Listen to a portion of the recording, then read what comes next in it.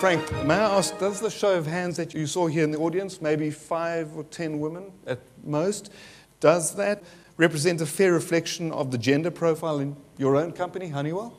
It's directionally pretty much the same, and I'd say in most parts of the world it is pretty typical, and I think as you're alluding, it also poses the challenge, the question: are we somehow not attracting roughly half the population to our industry?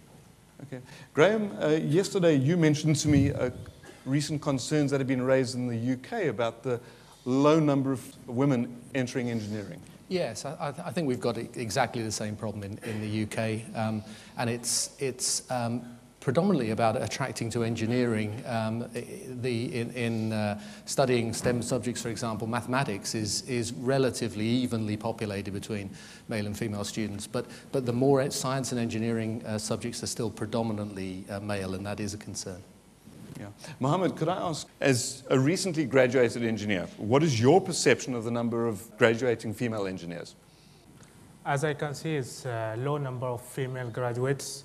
And in Abu Dhabi, to tackle this problem, for example, my university, initially it was only for men because oil and gas, and it was occupied by men for a long time. But now they opened a campus for females, and now they're joining the same courses, and they're graduated and joining the same companies, the same oil and gas companies, and they're coming to the fields also. Ahmed, may I ask, does the show of hands you've seen here today, is it a fair reflection of what you see at GPIC? Yes, definitely. It is at present. And however, there is a big push from the government, from the companies, to encourage women to go and study engineering and so on. During the last 10 years, we see an increased number of women going to the engineering in our area compared to before. Okay. Alberto, as a Southern European manufacturer, what is your experience on the gender matter, and perhaps also on the average age of engineers? First of all, I'm quite optimistic from the gender, let's say, and female. A typical Italian. Yes, it's things are getting better, in my opinion, because when I began in the mid-90s, I would say we were almost 1-2% against 98-99%. These were the averages. And now things are a little bit better, and we reached almost, I would say, 7-8% as a mix of females versus males. Regarding the second point, I would say that from my perspective, from Saipem perspective, we are missing probably the age of engineers that are in their mid-30s up to the 50s. This, let's say, big gap is probably due for things that happened in the past, mainly in Italy. And now we are, let's say, with the young engineers in a better shape than in the past. Okay. As a further part of some further feedback from the audience, could I have a show of hands of those people that are under the age of 35? More than I would have. Oh, yes, Zakia, definitely. Are those people between the ages of 35 and 45? Okay. Those older than 45? And those older than 60?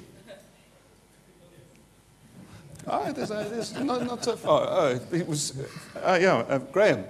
Can I ask, are you surprised at the results? Yes, slightly surprised, because I think the situation that we all understand is that a lot of the skills in our industry, but in engineering in general, are held by those in the sort of 50-plus age group, which I guess we probably didn't quite bear out here, but almost.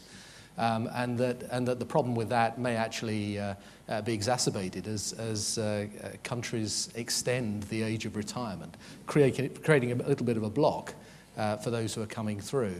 That's one side of the problem. The other side of the problem is there just aren't enough engineers coming through, gaining that practical experience, so they can become the gurus in their 50s and 60s. Yeah. Ahmed, yesterday when we spoke, you raised some interesting concerns regarding the age profile of both the expatriate as well as the local workforces in the Gulf states. Could I ask you to elaborate on that a bit? Yes, in the Arab Gulf countries, we have approximately 40% of our engineers are expatriates from Europe, mainly from Asia, India, and so on. And the expatriates, 80% of them, their age is above 48, whereas the locals, majority of the locals are the age of 30 to 40. Yeah, we have the same problem as Ahmed. Like we belong to the same region, the Gulf region, and the age profile is it doesn't follow any normal distribution. It just in my field, for example, it's the people above 50 and the people below 30. So the people in between are very rare. So this will create a problem in the future. It does, however, appear that there are differing opinions on the existence, and in some cases, there are actually denialists of there being a skills shortage. There are a number of people that say there is no such thing as a skills shortage. 3 different parts of research I'd like to quote from. The first is from North American Dr. Ken Ryan, and he says, we used to talk about an emerging skills shortage in the United States as much as we used to talk about the potential financial crisis. Well, he says both of the crises have happened. Not only is the skills shortage knocking on our front doors, it is now residing in our living rooms as we permanently rearrange our furniture. There are 2 principal reasons for this. We have duped ourselves into believing that we can build a sustainable economy without the durable manufacturing activities that characterize those nations threatening to eclipse us. And by that, he's referring to the emerging powers of Russia, China, and India. We face not only an aging of the skilled workforce, but a collateral erosion of the education assets required to replenish the supply. Now, I want to contrast that with some research that was recently publicized by the University of Birmingham. I'm not able to tell you whether the research was done solely on British graduates or on University of Birmingham graduates, but the research project was titled, "Is There a Shortage of Scientists?" The research showed that less than half of 2009 engineering graduates were in their jobs directly related to their degree 6 months after leaving university. They also found that 1 in 5 of student graduates were not directly related to their degree. In other words, they'd moved into an associated management job, but more specifically, 1 in 4 were in non-graduate employment. In other words, working as waiters or in shops. Can I ask, Frank, does this sound familiar to you? Can I ask also, maybe you can tell me, who's smoking what? Actually, I think your 2 or 3 things are coming out here.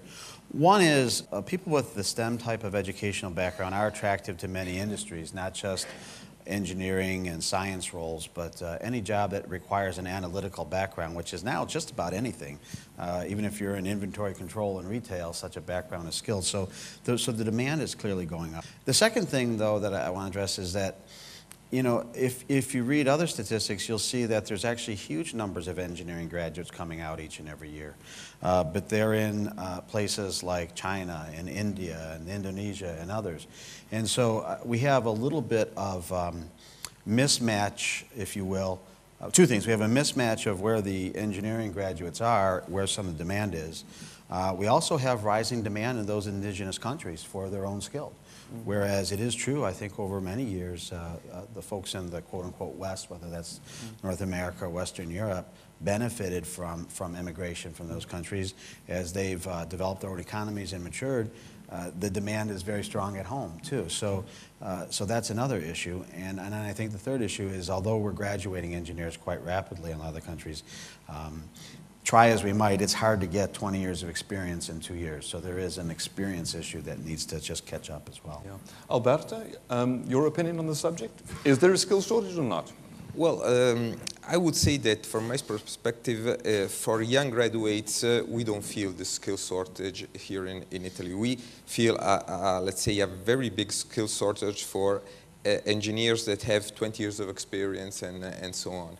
This is a sort of, I would say, funny things. When our clients, maybe some of them are here in this room, they're asking our CVs, they were asking for skillages of lead engineers with 25 or more years of experience. And we are able to give them an experienced engineer from 5 to 15 in the, let's say, in the best case. So this is a sort of, and Saipem is, let's say, working in many, many countries, and we see that this is happening almost in every country where we are, in India as well, in Romania as well, and also in France, for instance. So we have this, let's say, difficulties to have the, I would say, the senior level of engineers with 20 years of experience doing technical activities. Graeme, GAMBICA, how does that sound? I think you've identified a central issue here, which is the dichotomy between the university and colleges numbers, which are correct, and also the feeling in industry.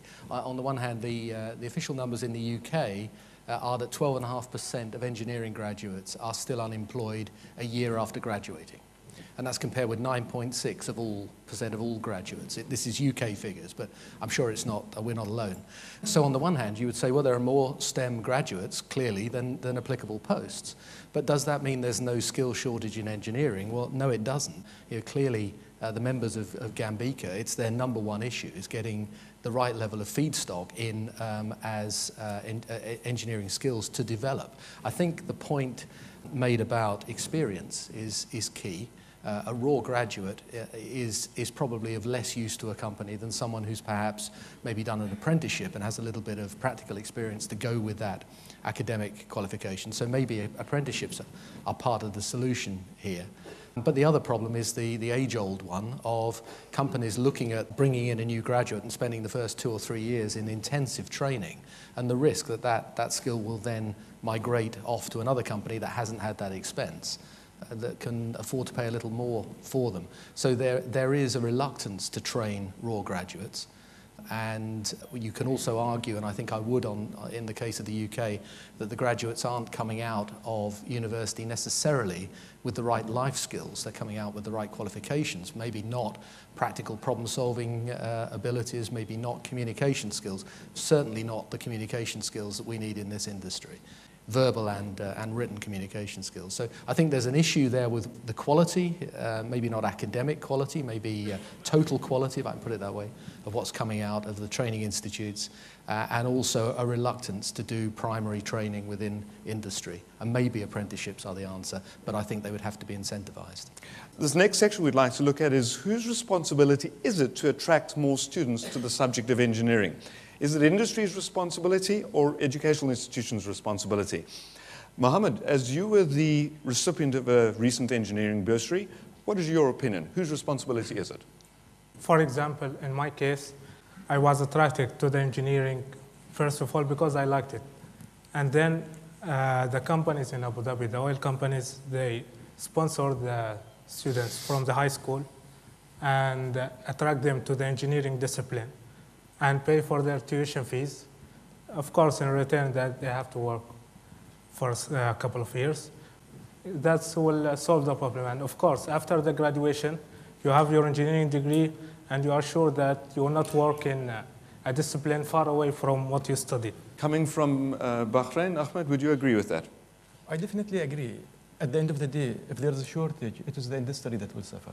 So the industry is responsible to derive and collaborate with all government institutions and educational institutions, universities, schools, and etc., to encourage and to push students to go into the engineering sector. And I think we are doing this quite fairly good in Bahrain as well. Okay. But we need commitment from the top management and executives of companies to push for this. All right. Frank, could you start with that? We were talking yesterday about being able to move staff within your organization and not only to different departments, to different countries. Could you maybe elaborate on that? So, yeah, a couple things. I think inherent, let me comment your question, I think inherent in there is as part of the solution is if you will, an industry-university partnership. It has to be a part of the solution. I know we at Honeywell work very closely with many, many universities around the world in everything from student outreach, just creating the interest in science and technology as one thing. We had an example of one of the student awards yesterday morning was given out. We sponsor hardware, software at the university. So a public-private partnership is absolutely essentially part of creating the buzz around it. The part you're mentioning, though, is that's kind of a challenge with labor. You know, unlike, and this, please don't take me equating human beings to copper, but if you look at other things that go into the need to run our industry around the world, they flow. They flow relatively well around the world. Labor gets stuck. Labor gets stuck for a variety of reasons. People don't want to move. They have families. They have children. There are tax laws that get in the way. There are sometimes visa and immigration laws that get in the way. So labor inherently is, if you will, saddled or stuck with some constraints that other elements needed to run our business are not. You know, and that's something I think a lot of companies try to work around in many ways, but it is inherently one constraint that there is on the flow of labor that's not there with other flows of things that are needed to run our business. And please, I know people are very different than commodities, but it is an example of things that come together to make a plant work. Alberto, Southern Europe, are there partnerships between businesses and educational institutions to attract and train students? Yes, this is, let's say, they are in place since many, many years, I would say. In engineering, let's say, and technical activities, they have been in place, even when I began, there were, let's say, starting from the high school, the possibility to perform some stages in the companies. It was obviously summertime stages, and the same also in university, and also to the possibility to develop inside a company also part of the final thesis exam. And this was, let's say, it's a way of having a deep connection between the universities and the companies. Obviously, this is performed, especially in Southern Europe, by the biggest companies. This is not possible for small and medium-sized companies that are, especially in Italy, the core of the size of the companies. So this is something that is possible for companies like the ENI group, the electrical state-owned group, and so on. So it's not. It's probably, I would say, dedicated to only a small percentage of students, maybe the best of them from some university criteria. Yeah. So obviously. Yesterday, Graeme and I were discussing, in South Africa, we used to have tax laws that would allow companies to write off a very large percentage of student bursary cost as a tax write-off. That was dropped by the wayside around 20 years ago. Graeme was telling me the same thing happened in the UK. Graeme, would you care to comment on it and the knock-on results of that? No, exactly that, and I don't know whether this actually translates to a very international audience like this, but certainly in Britain, if we had an audience of senior people from our industry and we asked for a show of hands to say who had been involved in a sponsored apprenticeship or some kind of studentship where part of their grants or maintenance was paid by a company, you'd get a pretty high percentage show of hands because the industry is run by people who came through that type of scheme. And that scheme ended in the early 80s, as you know, I think we're all saying the same thing. And it was left up to companies to do it, and the number of apprenticeships and studentships fell off. And we really haven't seen a significant pickup since then. So I think it was significant, yes. Yeah. Mohamed? Yeah, I think my university is a perfect example of collaboration between industry and institution, because we are not only sponsored by ADNOC, Abu Dhabi National Oil Company, we are also sponsored by BP and Shell and ZADCO, Japanese company. And in the summer internship, some students go to other companies like BP and they go to Japan and see how they do their work, and they go to ZADCO. And also, the companies for my university offer, for example, the masters, and the other companies, other ADNOC companies, they encourage their engineers who have their bachelor degrees to pursue their master's degree in the same institute. And also, they encourage the technicians who have the diploma degree to go out and get their bachelor degree and come back again as engineers. Okay. We have another question from the floor here, from a South African. It's Neil Stander. I think a comment made earlier is it's one thing putting guys through tertiary institutions, but in South Africa specifically, we're seeing the quality of people that's coming out on the other side is they've got absolutely no practical experience. And we find that in the institutions there, there's just no practical anything happening while they're doing the theoretical. I mean, if you compare it, let's for instance say to a medical doctor or something, somehow they get these guys out on the other side and they can practice when they leave studying. Or at the age of 35, the guy's a specialist back surgeon or whatever the case may be. The question is our tertiary education of engineers correct? Is there enough practical during the initial stages to try and get them up to speed quicker, I guess? Can we start with you, Ahmed? What do you think? Yes, I definitely agree with you. New graduates have a shortage of experience, especially in communications, industrial and general day-to-day work practice. But we can do a lot of things to reduce that gap.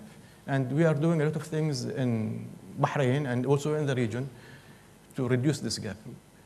As I said, we have involvement from top industries in all universities, at all levels, from the board level to the classroom, up to, we have committees for curriculum advisory committees. And I am a member of two university committees in Bahrain. What we do, not only we discuss and agree and design the curriculum and the subject, but also we collaborate in bringing students, final year students, to industry to learn. Norm Gilsdorf, president of HPS, he wants to make engineering a sexy subject. If I can take an example of what television has done to make a profession sexy, let's look at CSI Miami. Who would have thought that a subject like pathology, looking through a microscope at a petri dish full of bacteria, could be a sexy subject?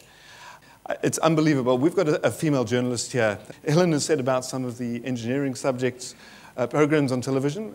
Take megastructures, for example. It said it's very interesting, but the programs are about nerds for nerds. They're not about nerds for non-nerds. In other words, the programs are not appealing to try and encourage people to become engineers in any way or develop an interest in engineers. Frank, do you agree that engineering is not a sexy subject? Well, I mean, how can you say that when you look at this panel? I mean, come on. I think to some extent we did it to ourselves in a lot of ways. I was one of those persons that raised their hand when you got a little up in the years. But I grew up in the period of the 1960s when, the space race and space exploration was all the rage and was in the news, and that highlighted a lot. I think I can definitely say that influenced a lot of my, at least, interest in technology and science. I do think this is where, when we talk about whose responsibility is it to help stem this tide of people not going into the sciences and engineering, that's where I think it's up to us and our industries and our trade associations to point out the good things that scientists and engineers do for our economy and how they fit into making the world work. Some of those shows you mentioned on television are sponsored and promoted by the legal profession or the medical profession and others, and taking nothing away from what they've accomplished. It's very good work. We need to do the same, right? Engineers are notorious for not wanting to engage the public. We need to do that. We need to be more out there explaining why certain projects are good for the economy of the country they're in, good for society, and we just need to be more out there. GAMBICA, is there room for the member companies of GAMBICA, and by that I'm talking about the end user companies, not the vendors per se. Is there room for them to sponsor something potentially? Yeah, I think so. I think we kind of have to get creative like that. I'm not sure about making a soap opera. I think some people would say day-to-day life in this industry is enough of a soap opera as it is. But I do think you can link it back to the idealism of young people and the fact that actually, if anything is going to save the world from global warming, from all the other challenges we face, it's engineering. And to me, making that link in people's minds has not been done strongly enough and needs some work to get that across. Yeah. Alberto, any comments from the Italian industry? Well, I would definitely agree with the topics that have been discussed here. Engineering activities mainly are performed by engineers that, in my opinion, are not so good in, let's say, giving a positive image of what they are doing to, let's say, the society and and to the external to non-engineers. It's sort of, probably this is what happens with us. We are too focused on the technical items rather than promoting the idea, the initiative, and so on. Then we should not forget that, especially in, but from my point of view, in a correct way, we have been challenged due to environment topics and so on. So engineers working in the oil and gas industry in Europe mainly are not so, let's say, cool and not so seen in a good way. They are seen probably as people who were in the past polluting and so on. So there's also this image that has to be, and oil companies are working on this. We have to work on these topics in order to give a better understanding of what we are doing exactly in that area. We've got a question from the floor over there. Hi, my name is Lucy Lecoq. I work at BEP in Grangemouth. It's not really a question, it's more a comment. As part of my job as control engineer, I also am a school link coordinator. I go in primary school and secondary school, and I do experiment with the kids, and I talk about what it is to be an engineer. And I usually start a session with the kids by asking them, do you know what a doctor do? And they always can answer, no problem. Do you know what a journalist do? No problem. Do you know what, somebody in the bank do? And they can answer. And as soon as I ask them, what does an engineer do? I usually get answers such as, they fix engines, they change light bulbs, they just don't have a clue what it is. And it's kids that, are just a few years away from applying for a place in a university, and they're just not attracted to engineering because they don't know what it is. And I think the industry is not making enough effort to advertise to younger kids what it's like to be an engineer, what it's like to go to engineering studies. And I think we're trying to target a lot of the university, which is good, but I think we should do more work early on in even primary school, in secondary school, primary school, to try to, make engineering look sexy to those kids as well. Could you tell us something about Honeywell space program? So that's an excellent point, and I don't think we could agree more that by the time someone gets to university, they've probably relatively set their goals. One of the things we do at Honeywell to help promote science and math education careers is much earlier through a program we call Hometown Solutions, which is an international program where we'll work really with high schools, middle schools, kids that are anywhere from maybe even 10, 11 years old up to 15, just showing them what it is that scientists and technologists do each and every day. Because you're so right, I've been an engineer for 30 some odd years, and I want to say that. And I'll be absolutely honest with you, I don't know that to this day my wife and daughters really fully know what I do. Some of the people at Honeywell may say the same thing. But, no, but seriously, it is a difficult a profession to explain. And again, I go back to what I said before. That at least in the '60s, not just the space, a lot of technology was coming out. Jet travel was becoming popular. Space was evolving. Handheld computers were coming out, and so there was just a lot of stuff in the public domain that was, sexy and new, and we just need to recreate that, and we need to start younger and showing kids how there's still plenty out there to develop and explore, and it's a great career. We have another question there. My name's Galeel. I work for Honeywell. I think the recent conversation has been very much focused on the younger generation, which I suppose is really fundamentally what we need to fix. But that's a relatively long-term fix in terms of we talked about the experience which these guys have to gain to become really the linchpin of the future. What about the problem we talked about earlier, which was this gulf of experience, the 35s or the 30-year-olds? That's a more immediate problem. And how do we go about trying to resolve that? May I say that I think the horse has bolted.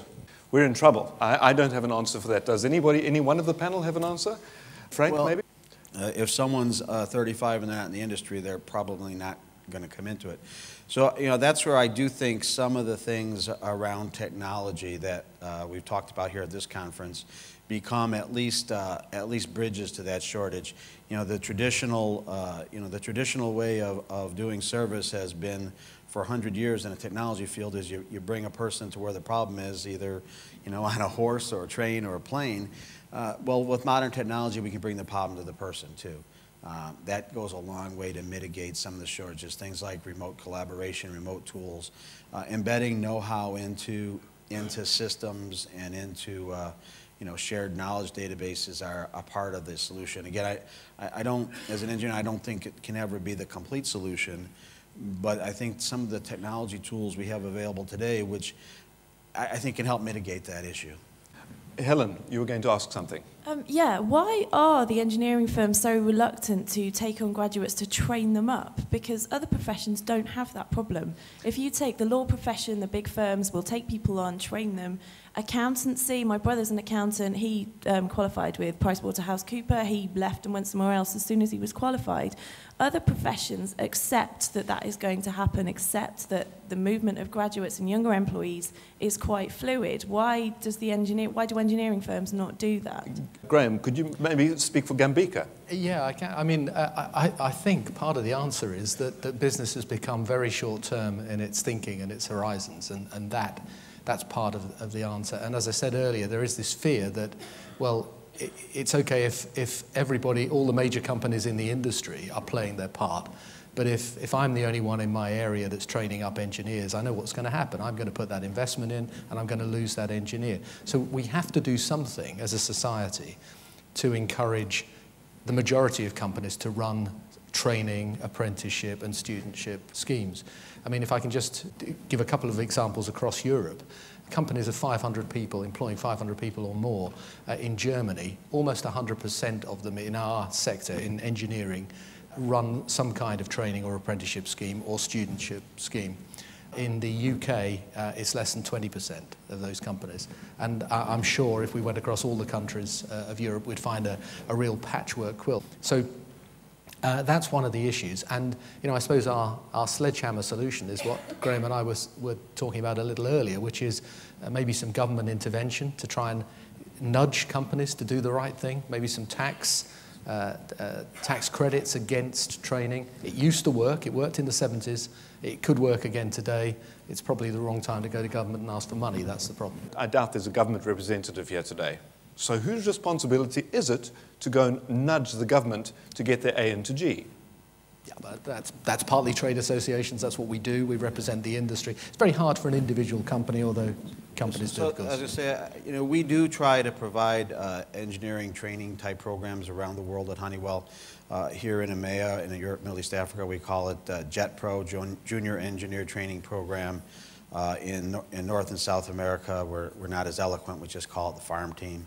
But basically, we bring kids out of university anywhere around the world, and over about a 2-year period, we rotate them between various parts of the organization. So they'll work in engineering, they'll work a little bit in estimating, proposal writing, some in development. And this is where I was told I could be maybe a tad bold on some of the things I'm going to say. I was meeting with the UIS committee in Phoenix about a month ago. And this same question got posed about not having engineers with good hands-on experience coming to their site. So I do think the service companies like ourselves and the engineering companies have an obligation to be a part of that. But I would also ask that our customer base needs to also be a part of it as well, and at least be welcoming of some of our junior engineers onto their sites and their projects. We can't deliver to you engineers that have had hands-on experience unless you allow us to at least put them as a trainee on the site. That, to be candid with you, my experience has been harder and harder over the years than when I first came out. I mean, I was one of those ones that went along as a trainee for a long time. So I think we can do a part of it, but I think those we serve need to, again, it's never a good idea to tell your customers what they need to do, but at least be open to us bringing a trainee as a part of the team. We've got to wrap in a moment, but could I ask you, Alberto, in a summary for what you would have to say to that? Yes, I think that mainly the biggest companies, the major companies, should believe firmly in performing internal training in a structured way, deploying also basic engineering trainings and specific training to, let's say, their business. And we are performing this, and all the major companies are performing this, I believe, all over the world. I do agree that in some area, in some fast-growing companies, I personally experienced that we are training a group of engineers, and within 3 years, we were going to lose them completely. But I think that we should go on with this process because we firmly believe that this is the only way to, let's say, cover this gap due to the lack of engineers coming from university, or in some areas to, let's say, not completely fitting to our purpose the skills that we got from the university. So I'd like to thank our panel, Frank, Mohamed, Graeme, Ahmed, and Alberto. Thank you very much for joining us today, and thank you for your time.